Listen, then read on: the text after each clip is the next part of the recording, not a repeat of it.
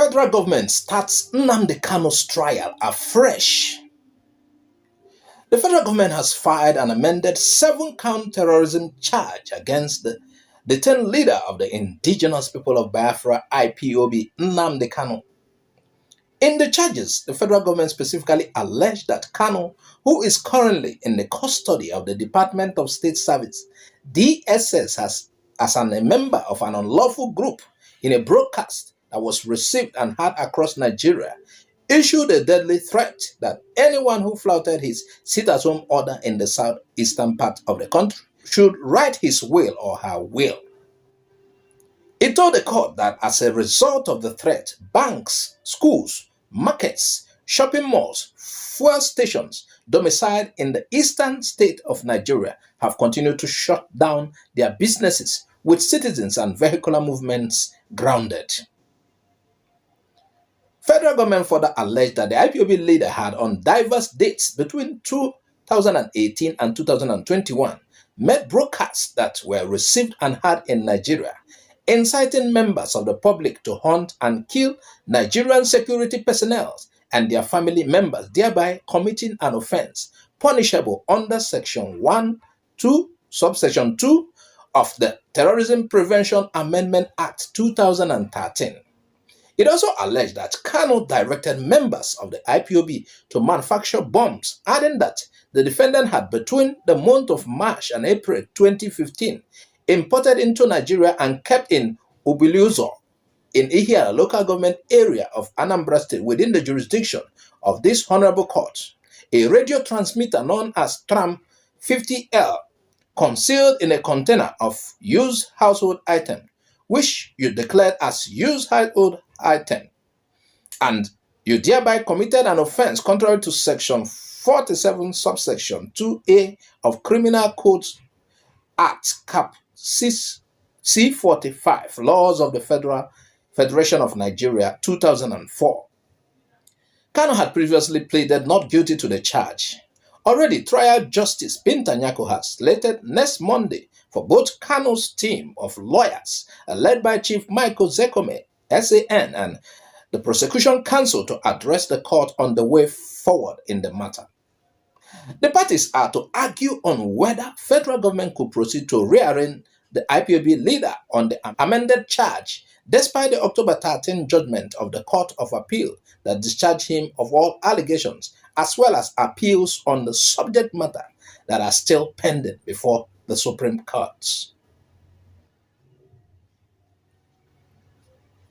So, federal government of Nigeria has filed, a new case against Nnamdi Kanu.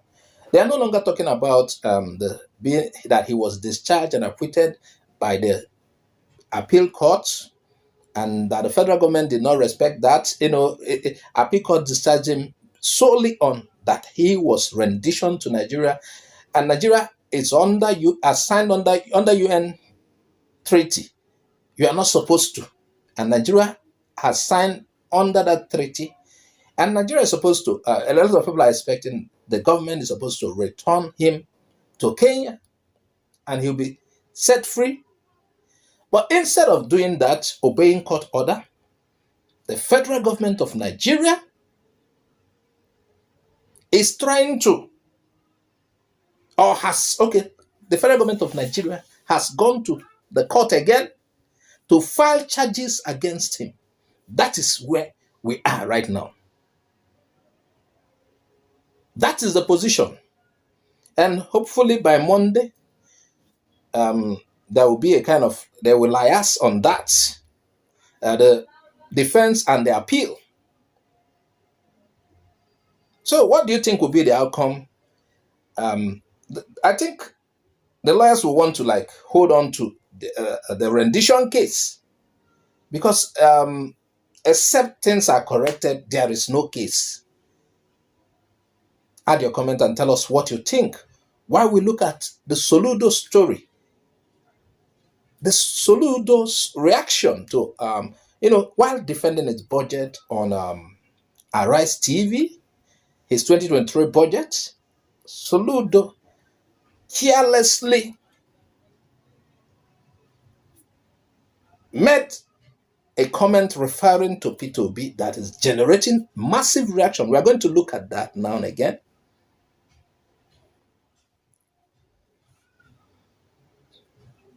Reactions to Soludo's attack on Peter Obi.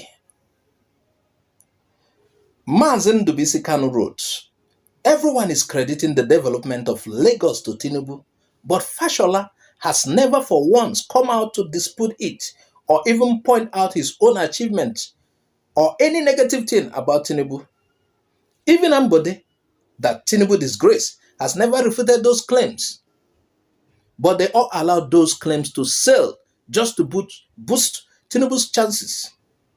But you, Soludo, even where Peter Obi did well, you still find a way to ridicule and discredit him. Just take it easy, Mr. Professor. Ndị Igbo na-egbu onweve, according to Nnamdi Kanu, he was reacting to Soludo's careless comment on Peter Obi. Another person wrote, he said, I was politically active in Anambra State in 2010. Soludo contested against Peter Obi and lost woefully. Obi beat him silly. Soludo has never recovered from that.